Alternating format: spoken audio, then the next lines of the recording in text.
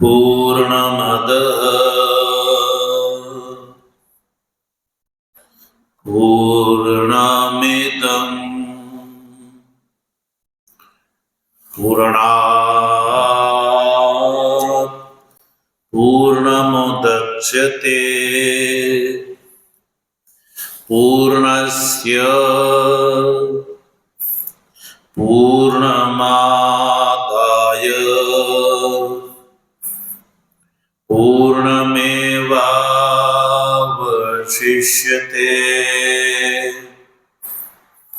ओम शांति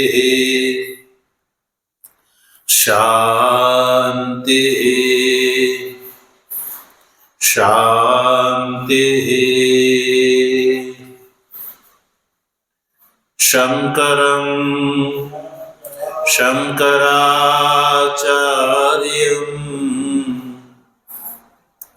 केशवं बादरायणं सूत्रभाष्य कृतौ वन्दे भगवन्तौ पुनः पुनः। ईश्वरो गुरुरात्मेति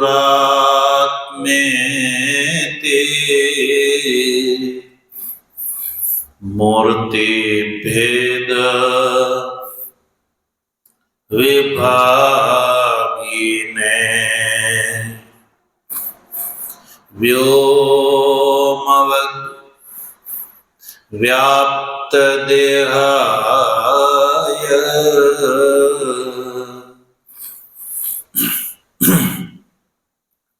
दक्षिणामूर्तये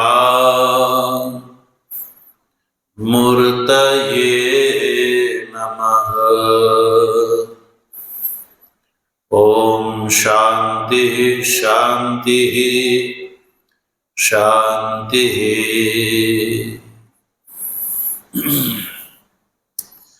तत्व जिज्ञासु सज्जनों,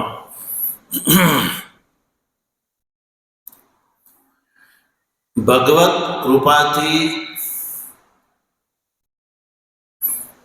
शुक्ल यजुर्वेदीय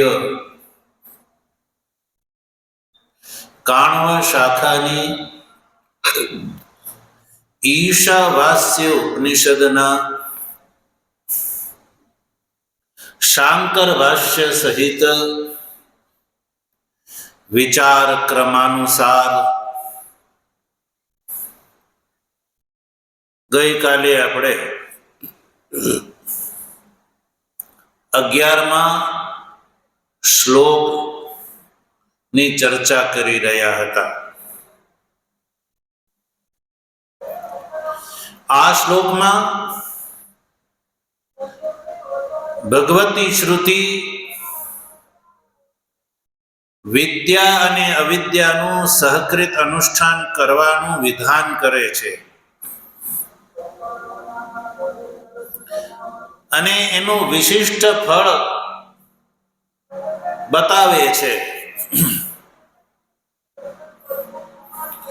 શ્લોકમાં વિદ્યામ ચ અવિદ્યામ ચ એમ વિદ્યા અને અવિદ્યા આ બે શબ્દનો પ્રયોગ છે। તો વિદ્યા શબ્દથી અહીંયા ઉપાસના છે અને અવિદ્યા શબ્દનો અર્થ છે અગ્નિહોત્રાદિ કર્મ અને વિદ્યા શબ્દનો અર્થ છે ભગવાન ભાષ્યકાર જ્ઞાન શબ્દનો પ્રયોગ કર્યો છે પણ જ્ઞાનથી પણ બ્રહ્મ જ્ઞાન નહીં, ઉપાસના। એટલે 10મા શ્લોકમાં જેમ કહ્યું કે વિદ્યા અન્યદાહુ અવિદ્યા અન્યદાહુ, એટલે કે વિદ્યાનું ફળ અવિદ્યાથી ભિન્ન છે અને અવિદ્યા એટલે કે અગ્નિહોત્રાદિ કર્મનું ફળ ઉપાસનાથી ભિન્ન છે. અને આ ભિન્ન ફળ કોણ બતાવે છે? આ ઈશાવાસ્ય ઉપનિષદ શ્રુતિ. માનો કે એનો તો હજી નિર્ણય કરવાનો છે, તો પછી આ જ ઈશાવાસ્ય ઉપનિષદનું વ્યાખ્યાન એવી બૃહદારણ્યક ઉપનિષદ આ ફળભેદ બતાવે છે. ભગવાન ભાષ્યકારે 10મા શ્લોકમાં આ બૃહદારણ્યક ઉપનિષદના ફલભેદ બોધક જે શ્રુતિ વાક્યો છે એ ઉપસ્થિત પણ કર્યા. કર્મણા પિતૃલોક વિદ્યયા દેવલોક. કોઈ વ્યક્તિ કેવલ કર્મ પરાયણ છે, અગ્નિહોત્રાદિ કર્મ અથવા તો ઇષ્ટ કર્મ, પૂર્ત કર્મ અથવા દત્ત કર્મ, આ કર્મ પરાયણ છે સજ્જનો, તો એ કર્મના ફળ સ્વરૂપે પિતૃલોક અર્થાત સ્વર્ગલોકને પ્રાપ્ત કરે છે. અને વિદ્યા દેવલોક વિદ્યા તદારોહંતિ. આ શ્રુતિ વાક્યોથી એ સ્પષ્ટ થયો કે વિદ્યા દેવલોકે, અને વિદ્યા શબ્દથી અભિપ્રાય છે ઉપાસના, તો ઉપાસનાથી દેવલોકની પ્રાપ્તિ, ઉપાસના દ્વારા તદ યાની દેવલોક ઉપર ઉપાસક આરૂઢ થઈ શકે છે. એ આ બે શ્રુતિ વાક્યનો સીધો અર્થ છે. તો ઉપાસનાનું ફળ અલગ બતાવ્યું. એટલે કોઈ વ્યક્તિ કેવલ કર્મ યા કેવલ ઉપાસના કરે તો એનું આ આટલું સંસાર અંતપાતી સીમિત ફળ છે. કેવું છે? સીમિત ફળ છે. પણ જો અસીમિત ફળ પ્રાપ્ત કરવું હોય તો શ્રુતિ 11મા શ્લોકમાં બંને યાની કર્મ અને ઉપાસના, કર્મથી વેદોક્ત અગ્નિહોત્રાદિ કર્મ અને ઉપાસના જે અહીંયા બતાવવામાં આવી રહી છે આગળ, એનો સહકૃત અનુષ્ઠાન કરે છે. ઉભયમ સહવેદ, એ બંનેનું સહ એટલે સાથે જે જાણે છે, એક પુરુષ દ્વારા અનુષ્ઠે. સહનો અર્થ છે એકેન પુરુષેણ અનુષ્ઠેયમ, યાની એક વ્યક્તિ કર્મ અને ઉપાસના બંને કરી શકે છે. સહ વેદ, ઉભયમ સહ વેદ, અને ઉભયમ સહ યાની એક સાથથી અભિપ્રાય છે એકેન પુરુષેણ અનુષ્ઠેયમ, એક પુરુષ દ્વારા અનુષ્ઠેય છે એવું જે વેદ. યદ્યપિ વેદ શબ્દનો અર્થ છે જાણે છે, તો કેવળ જાણવાનું ફળ તો નથી. શ્રુતિમાં શબ્દ પ્રયોગ છે વેદ, તો વેદનો અર્થ છે જાણે છે. તો કર્મ અને ઉપાસનાનું જાણવાથી ફળ નથી, અનુષ્ઠાનથી ફળ છે. કર્મનું અને ઉપાસનાનું અનુષ્ઠાન કરવાથી લાભ યા ફળ મળે છે, જાણવાથી નહીં. એટલે વેદ શબ્દનો અર્થ યદ્યપિ ભગવાન ભાષ્યકારે કોઈ વિશેષ રૂપથી કર્યો નથી, પણ ટિપ્પણીકાર સ્પષ્ટ કરે છે. વેદ ઇતિ વિદિત્વા અનુતિષ્ઠતિ ઇત્યર્થઃ. યાની વેદ શબ્દથી અભિપ્રાય છે વેદિત્વા અનુતિષ્ઠન્તિ, યાની એક પુરુષ દ્વારા અનુષ્ઠેય છે એવું જાણીને જે પુરુષ એક પુરુષ કર્મ અને ઉપાસના બંનેનું અનુષ્ઠાન કરે છે, તો આ રીતે જે સમુચ્ચયકારી છે, તસ્ય એવં સમુચ્ચયકારીણ એવ એક પુરુષાર્થ સંબંધ ક્રમેણ સ્યાત ઇતિ ઉચ્યતે. જો કહ્યું કે વેદથી અભિપ્રાય છે તસ્ય એવં, તસ્ય અને સમુચ્ચયકારી. તસ્યનો અર્થ છે સમુચ્ચયકારી. સમુચ્ચયકારી એટલે જે અધિકારી કર્મ અને ઉપાસના બંનેનું અનુષ્ઠાન કરે છે એને કહેવામાં આવે છે સમુચ્ચયકારી.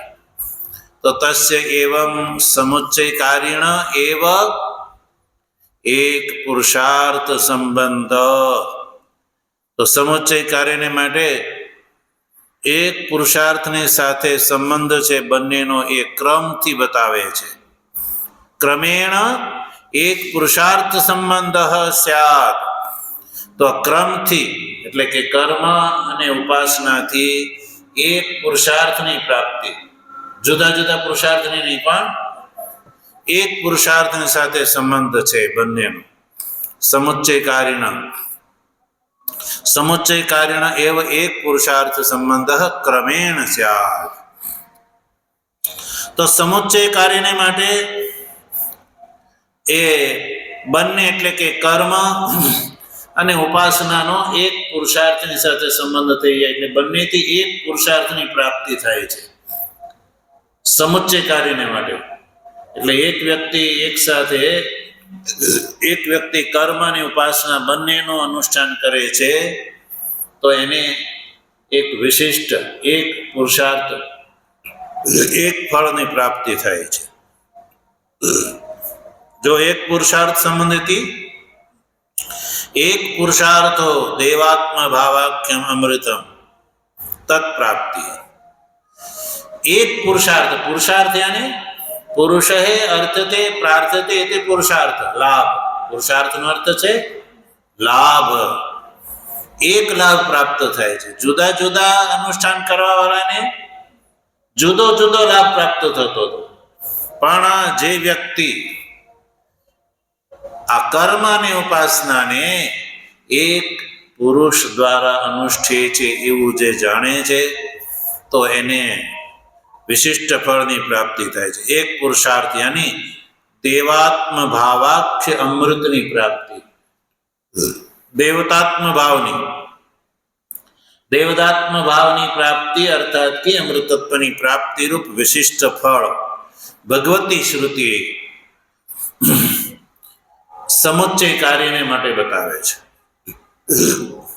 ક્રમેણ સ્યાત કીધું. જો ક્રમથી લાભ થાય છે, ક્રમથી કર્મ અને ઉપાસનાના સહકૃત સમુચ્ચય અનુષ્ઠાનથી ક્રમથી એક પુરુષાર્થની પ્રાપ્તિ. ક્રમથી એક પુરુષાર્થની પ્રાપ્તિ. એક પુરુષાર્થ એટલે દેવતાત્મ ભાવની પ્રાપ્તિ, જેને માટે ભગવતી શ્રુતિએ આ શ્લોકની અંદર અમૃત શબ્દનો પ્રયોગ કર્યો છે. તો ક્રમથી કઈ રીતે એક પુરુષાર્થની પ્રાપ્તિ? તો જો ભાષ્યકારે તો ક્રમેણ ચાદીવું કહ્યું, પણ કેવી રીતે ક્રમથી શું લાભ થાય તો ટિપ્પણીકાર બતાવે છે જો નીચે. ક્રમેણ ઇતિ યાની સ્વાભાવિક કર્મ જ્ઞાનાખ્ય મૃત્યુતરણ પૂર્વકમ ઇતિ યાવત. સ્વાભાવિક કર્મ અને સ્વાભાવિક જ્ઞાનાખ્ય મૃત્યુતરણ પૂર્વકમ ઇતિ યાવત. હવે જો સજ્જનો, જે વ્યક્તિ વૈદિક કર્મ અને વેદોક્ત ઉપાસનાનું અનુષ્ઠાન સતત કર્યા કરે છે તો પછી એવા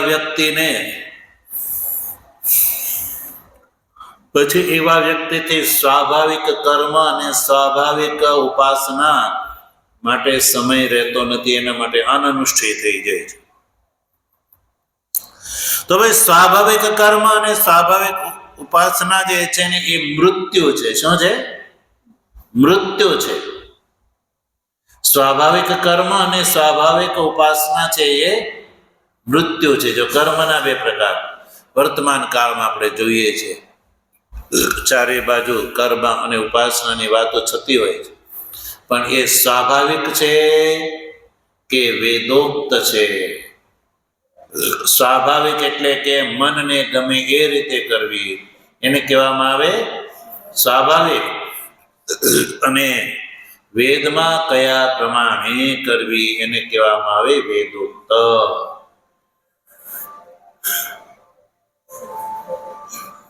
તો સજ્જનો, સ્વાભાવિક કર્મ અને સ્વાભાવિક ઉપાસના જે છે ને એ મૃત્યુ છે. કેમ?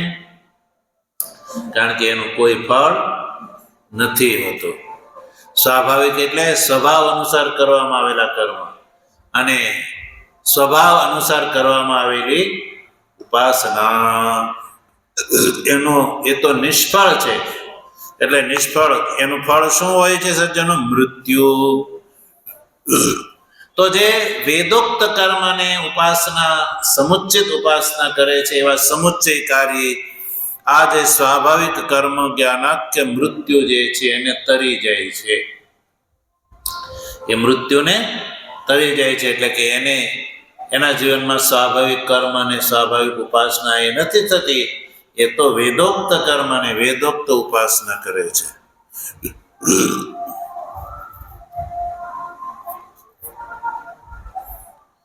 હવે જો ક્રમેણ સ્યાત, કેવી રીતે? એ ક્રમ શ્રુતિ ખુદ બતાવે છે. જો ઉત્તરાર્ધમાં, શ્લોકના ઉત્તરાર્ધમાં શ્રુતિ ક્રમ ખુદ બતાવે છે કે કયા ક્રમથી. તો જો અવિદ્યા મૃત્યુમ તીર્થવા, એ પદ લઈ લો. અવિદ્યા ભાષ્યમાં જો અવિદ્યા, શ્રુતિમાં છે અવિદ્યા મૃત્યુમ તીર્થવા. તો અવિદ્યાનો શું અર્થ છે? જો ભાષ્યકાર જે છે એ અર્થ કરે છે અવિદ્યા એટલે કે કર્મણા. અવિદ્યાનો અર્થ છે કર્મ, પહેલેથી ચાલ્યો આવે છે. એટલે કે 9મા શ્લોકથી જે છે એ અર્થ ચાલ્યો આવે છે કે અવિદ્યાનો અર્થ છે અહીંયા કર્મ અને વિદ્યાનો અર્થ છે અહીંયા ઉપાસના. તો અવિદ્યા દ્વારા એટલે કે કર્મ દ્વારા, કર્મથી શું ગ્રહણ કરવાનું? તો કે અગ્નિહોત્રાદિના કર્મણા, એટલે અગ્નિહોત્રાદિ કર્મ દ્વારા. અવિદ્યાનો અર્થ છે અગ્નિહોત્રાદિ કર્મ દ્વારા મૃત્યુમ તીર્થવા, મૃત્યુને તરી જાય છે. કોણ? અગ્નિહોત્રાદિ કર્મ કરવા વાળો મૃત્યુને તરી જાય છે. કોને તરી જાય છે? મૃત્યુને. તો મૃત્યુને તરી જાય છે એટલે કે અવિદ્યા દ્વારા મૃત્યુ તરણ સંભવ છે. તો શું મૃત્યુ તરણમાં અવિદ્યા કારણ છે? તો અવિદ્યાનો અર્થ યાદ રાખો. અવિદ્યાનો અભિપ્રાય છે અહીંયા અગ્નિહોત્રાદિ કર્મો. અવિદ્યાનો અર્થ છે અહીંયા અગ્નિહોત્રાદિ કર્મો. તો એ અગ્નિહોત્રાદિ કર્મના અનુષ્ઠાન કરતા કરતા લાભ શું થાય છે? મૃત્યુનું તરણ. શેનું? તો અવિદ્યા મૃત્યુમ તીર્થ, એટલે મૃત્યુનો અર્થ છે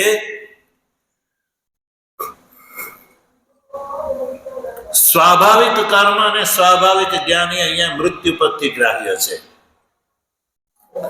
શું છે? સ્વાભાવિક કર્મ અને સ્વાભાવિક જ્ઞાન. સજ્જનો, સ્વાભાવિક કર્મ અને સ્વાભાવિક જ્ઞાન. મૃત્યુ પદનો અર્થ કર્યો સ્વાભાવિકમ કર્મ જ્ઞાનમ ચ. તો સ્વાભાવિક કર્મ એટલે શું છે ભાઈ? તો ટિપ્પણીકાર કહે છે જો શાસ્ત્ર અનાધેયમ પુરુષ બુદ્ધિ પ્રભવમ પ્રાક્તન સંસ્કાર અનુસારી ક્રિયા સામાન્યમ ઉપાસન સામાન્યમ ચ ઇત્યર્થઃ. ટિપ્પણીકારે આ વાતને સ્પષ્ટ કરી દીધી. ભાષ્યથી આ વાત એટલી ક્લિયર નહોતી થઈ. ભાષ્યકારે સ્વાભાવિક કર્મ અને જ્ઞાન કહ્યું. તો સ્વાભાવિક એટલે શું?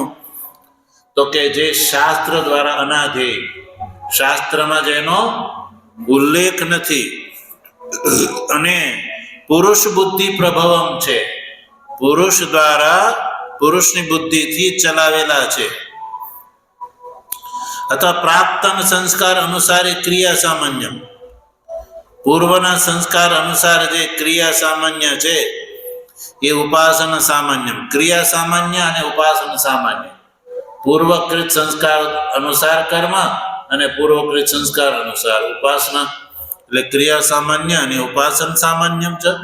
એ અહીંયા સ્વાભાવિક કર્મ અને જ્ઞાનથી અભિપ્રાય છે. તો સ્વાભાવિક કર્મ અને સ્વાભાવિક જ્ઞાન રૂપ મૃત્યુ શબ્દ જે છે એ મૃત્યુ શબ્દનો પ્રયોગ કર્યો છે. તો મૃત્યુ શબ્દ વાચ્ય સ્વાભાવિક કર્મ અને સ્વાભાવિક જ્ઞાન એ જ મૃત્યુ પદથી વાચ્ય છે. એટલે કે મન ઘડંત કર્મ અને મન ઘડંત ઉપાસના એ શું છે? મૃત્યુ. કારણ કે એનું કોઈ ફળ નથી. હવે વિચાર કરો, જ્યારે ભગવાન શ્રી કૃષ્ણે ગીતાના 3 અધ્યાયમાં એવું કહ્યું કે નહીં કશ્ચિત ક્ષણમપી જાતુ તિષ્ઠતિ અકર્મ કૃત, તો આ જીવ જે છે એ એક ક્ષણ પણ કર્મ કર્યા વગર રહી શકતો નથી. યા તો સ્વાભાવિક કર્મ થાય છે યા વૈદિક.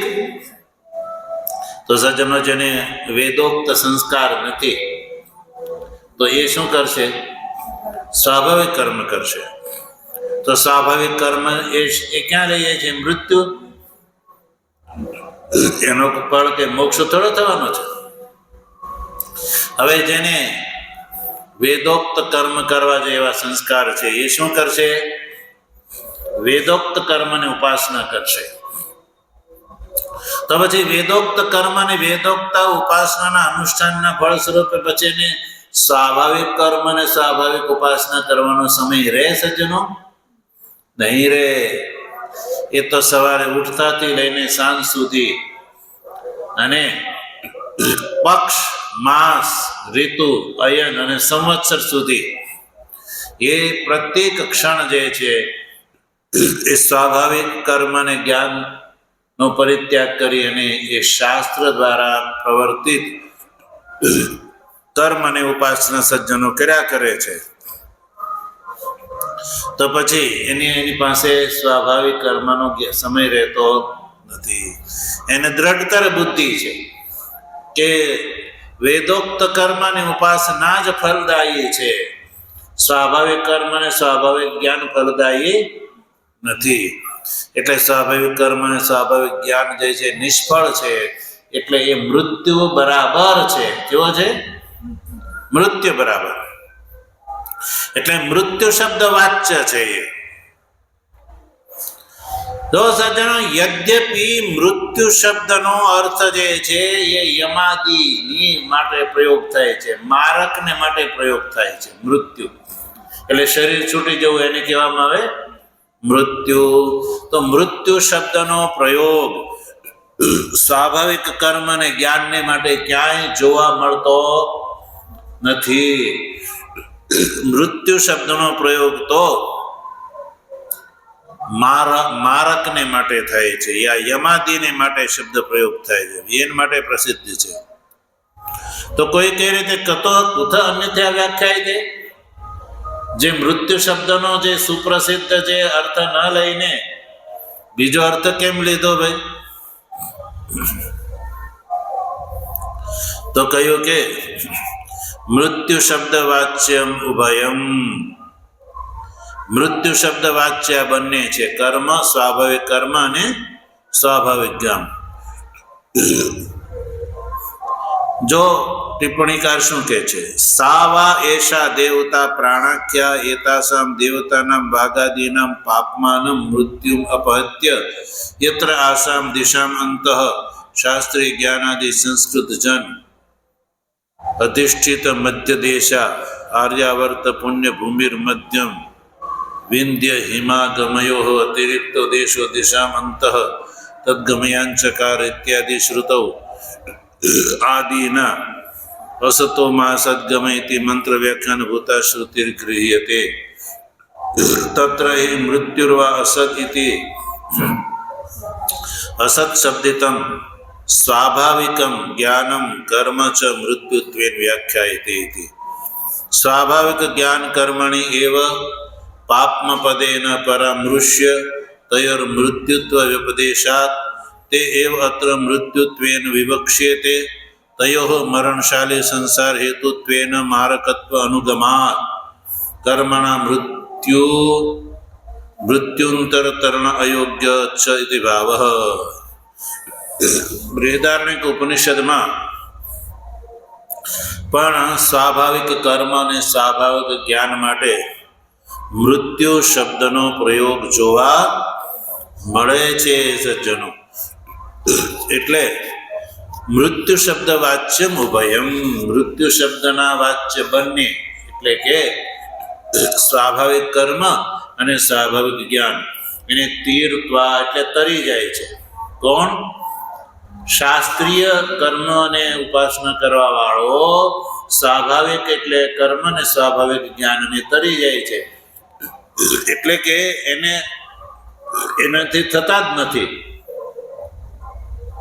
એ જ તરણ છે. તીર્થ એટલે અતિક્રમ્ય, અતિક્રમ્ય એટલે નિરુદ્ધ.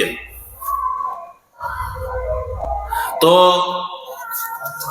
અવિદ્યાનું ફળ થયું સ્વાભાવિક કર્મ અને સ્વાભાવિક ઉપાસનાનું તરણ, એ અર્થ. અને એને જે તરી જઈને પછી વિદ્યા દ્વારા શું લાભ પ્રાપ્ત કરે છે? કારણ કે અવિદ્યા અને વિદ્યા એટલે કર્મ અને ઉપાસનાનું એને સહકૃત અનુષ્ઠાન કર્યું છે. શેનું?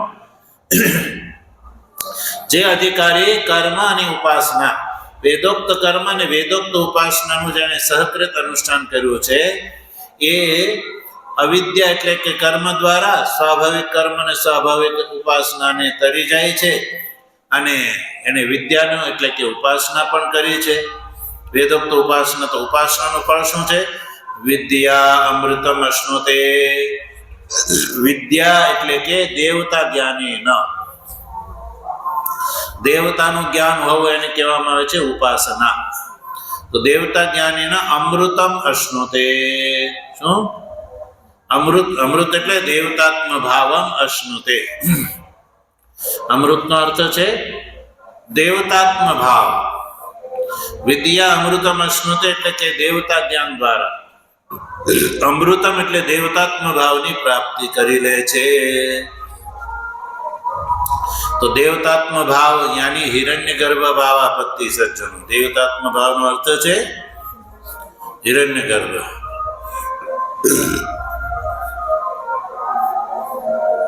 દેવતાત્મ ભાવ અશ્નુતે ને પ્રાપ્નોતિ.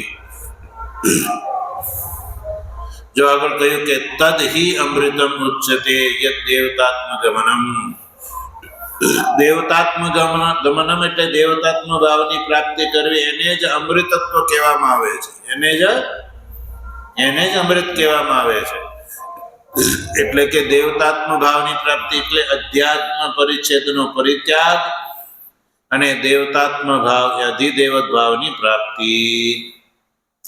અત્યારે સામાન્ય મનુષ્ય જે છે એ અધ્યાત્મ પરિચ્છિન્ન હોય છે. અધ્યાત્મ એટલે કે શરીર પર્યંત જ પોતાને સમજે છે કે હું આ શરીર પૂરતો જ છું, હું આ શરીરમાં રહું છું, આ શરીર આખું એટલું જ મારું ઘર છે, હું શરીર પૂરતો જ છું. પણ જેને આ જે દેવતાત્મ ભાવ એટલે અહંગ્રહાદી ઉપાસના દ્વારા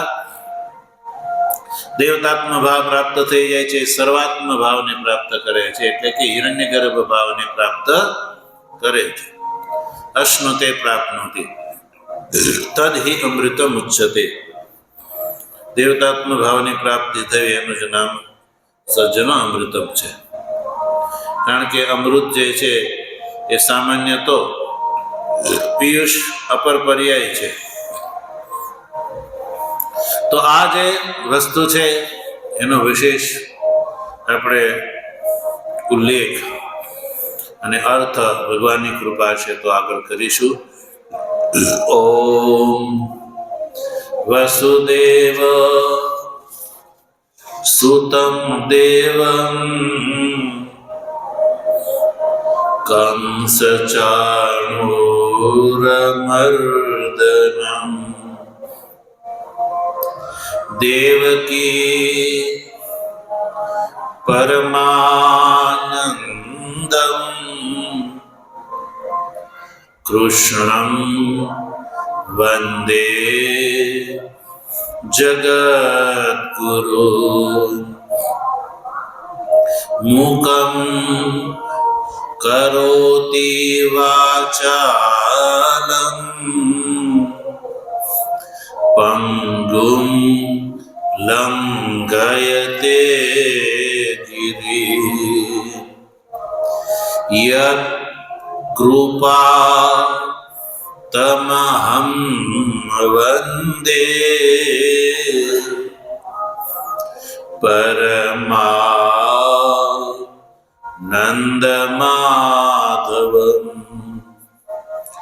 शङ्करं शङ्कराचार्यं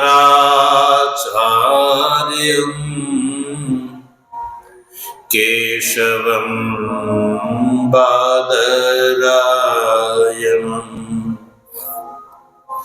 सूत्रभाष्य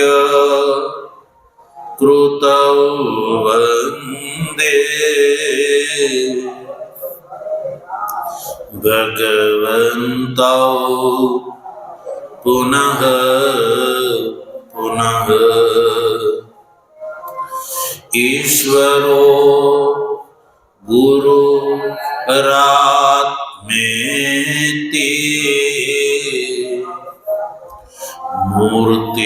मूर्तिभेद विभागिने व्योमवत् व्याप्तदेहाय दक्षिणामूर्तये